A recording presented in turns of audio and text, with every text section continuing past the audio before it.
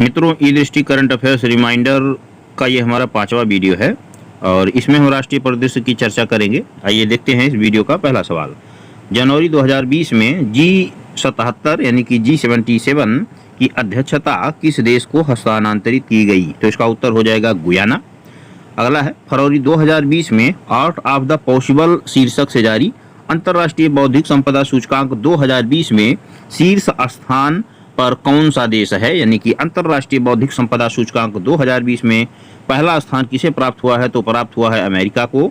और अंतिम स्थान पे कौन है? तो वो है वेनेजुएला। ठीक है। और तीसरी सबसे महत्वपूर्ण बात जो है वो है कि भारत को कौन सा स्थान प्राप्त हुआ है? तो अंतर्राष्ट्रीय बौद्धिक संपदा सूचकांक 2020 में भारत को 40वां स्थान प्राप्त हुआ है। यहाँ पर आर्ट ऑफ द पॉसिबल ये जो शीर्षक है ये उतना मायने नहीं रखता है, लेकिन ये 3-4 बातें जैसे कि अंतर्राष्ट्रीय बौद्धिक संपदा सूचकांक जिसमें अमेरिका को पहला स्थान, भारत को 40वां स्थान तथा वेनेजुएला को अंतिम स्थान प्राप्त हुआ है। अगला है कि 16 दिसंबर 2019 को विश्व आर्थिक मंच द्वारा जारी विश्व लैंगिक अंतराल रिपोर्ट 2020 के अंतर्गत भारत को कौन सा स्थान प्राप्त हुआ है? तो वैश्विक लैंगिक अंतराल 2020 के अंतर्गत भारत को 112वां स्थान प्राप्त हुआ है और वहीं पर पहले स्थान पे शीर्ष स्थान पे है आइसलैंड और अंतिम स्थान पर यमन काबिज है, यानी कि अंतिम स्थान यमन को प्राप्त हुआ है। अब 2-3 बातें यहाँ पर फिर महत्वपूर्ण हो जाती हैं, जैसे कि वैश्विक लैंगिक अंतराल निम्नलिखित में से कौन सी संस्था जारी करती है? तो उसका उत्तर हो जाएगा वर्ल्ड इकोनॉमिक फोरम, विश्व आर्थिक मंच। और एक बात महत्वपूर्ण कि वैश्विक लैंगिक अंतराल रिपोर्ट में कितने देशों को शामिल किया गया था? तो वहां पर 153 देशों को शामिल किया गया था, जिसमें से भारत का 112वां स्थान है और शीर्ष पे आइसलैंड है। मित्रों, अगले सवाल पर चलते हैं। दिसंबर 2019 में WHO द्वारा प्रकाशित रिपोर्ट के अनुसार खसरा टीकाकरण के मामले में टीकाकरण रहित शीर्षस्थ 3 देश कौन से हैं? मतलब कि अनवैक्सीनेटेड यानी कि टीकाकरण रहित, ठीक ना। तो ये 3 देश हैं, नाइजीरिया है, भारत है और पाकिस्तान है। तो एक देश अफ्रीका से है नाइजीरिया, बाकी 2 जो है भारत और पाकिस्तान भारतीय उपमहाद्वीप से है। यहाँ पर ध्यान देने वाली बात यह है कि यहाँ पर टीकाकरण रहित की बात हो रही है, अनवैक्सीनेटेड की बात हो रही है, यानी कि खसरा के मामले में ये देश ऐसे हैं जहाँ पर अभी टीकाकरण नहीं यहाँ पर हो पाया है। ठीक है। अगला है, 24 अक्टूबर 2019 को विश्व बैंक समूह तथा अंतर्राष्ट्रीय वित्त निगम द्वारा जारी डूइंग बिजनेस इंडेक्स 2020 में कौन सा स्थान भारत को प्राप्त हुआ है? तो डूइंग बिजनेस इंडेक्स 2020 में भारत को 63वां स्थान प्राप्त हुआ है। न्यूजीलैंड शीर्ष स्थान पर यह बना हुआ है। और नेक्स्ट है कि 23 जून 2020 को भारत के बाहर, ध्यान देने वाली बात है, भारत के बाहर विश्व का पहला योग विश्वविद्यालय लॉस एंजल्स USA में शुरू हुआ है। इस विश्वविद्यालय का क्या नाम है?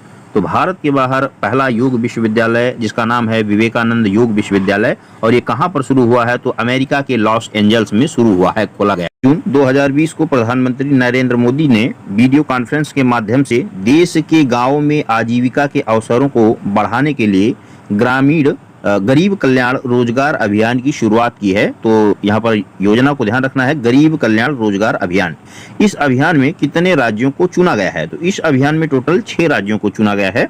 और यहाँ पर फिर 2-3 बातें वैसे ही महत्वपूर्ण लगती हैं। एक तो गरीब कल्याण रोजगार अभियान किसके द्वारा इसका जो है शुरुआत की गई है, इसका उद्घाटन किसके द्वारा किया गया है? तो इसका उद्घाटन प्रधानमंत्री श्री नरेंद्र मोदी जी के द्वारा किया गया है। अब इसमें शामिल 6 राज्य जो हैं वो यूपी हो गया, बिहार हो गया, मध्य प्रदेश हो गया, राजस्थान हो गया, झारखंड हो गया और उड़ीसा। ये टोटल 6 स्टेट शामिल हैं।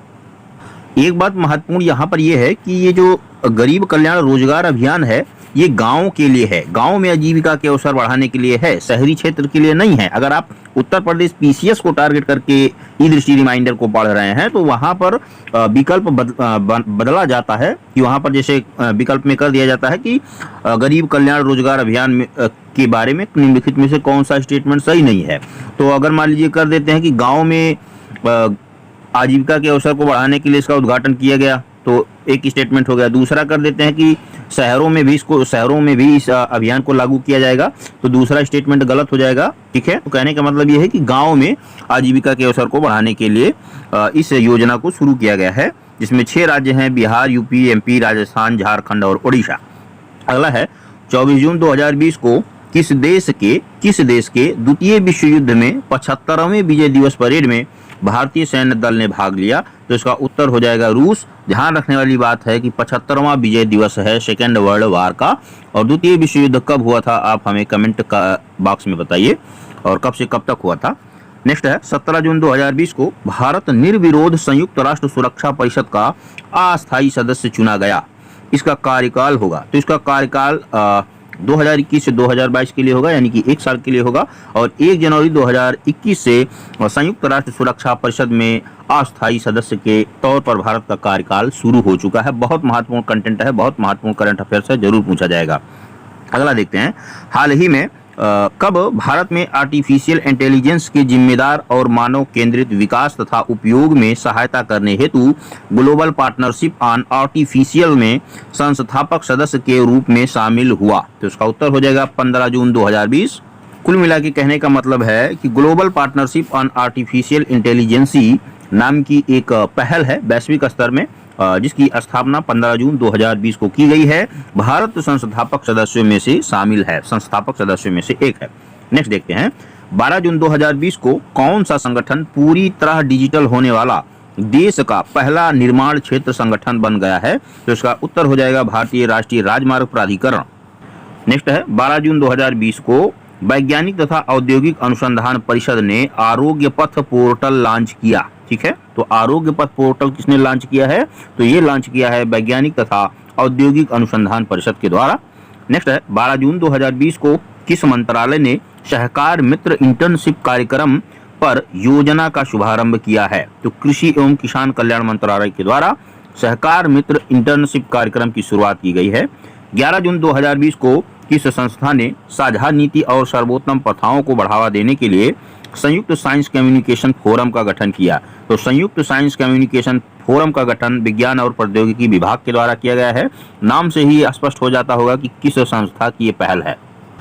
नेक्स्ट देखते हैं कि 11 जून 2020 को तत्कालीन मानव संसाधन विकास मंत्रालय, जिसे अब शिक्षा मंत्रालय कर दिया गया है, यानी कि 11 जून 2020 को जब इंडिया रैंकिंग्स 2020 जारी की गई थी, तब जो आज के समय में शिक्षा मंत्रालय है उसका नाम क्या हुआ करता था? मानव संसाधन विकास मंत्रालय हुआ करता था। ठीक है, तो इंडिया रैंकिंग्स 2020 में विश्वविद्यालयों की श्रेणी में किस संस्थान को शीर्ष स्थान प्राप्त हुआ है? यहाँ पर ध्यान देने वाली बात है कि विश्वविद्यालयों की श्रेणी में पूछा जा रहा है, समग्र श्रेणी में नहीं पूछा जा रहा है, ओवरऑल श्रेणी में नहीं पूछा जा रहा है।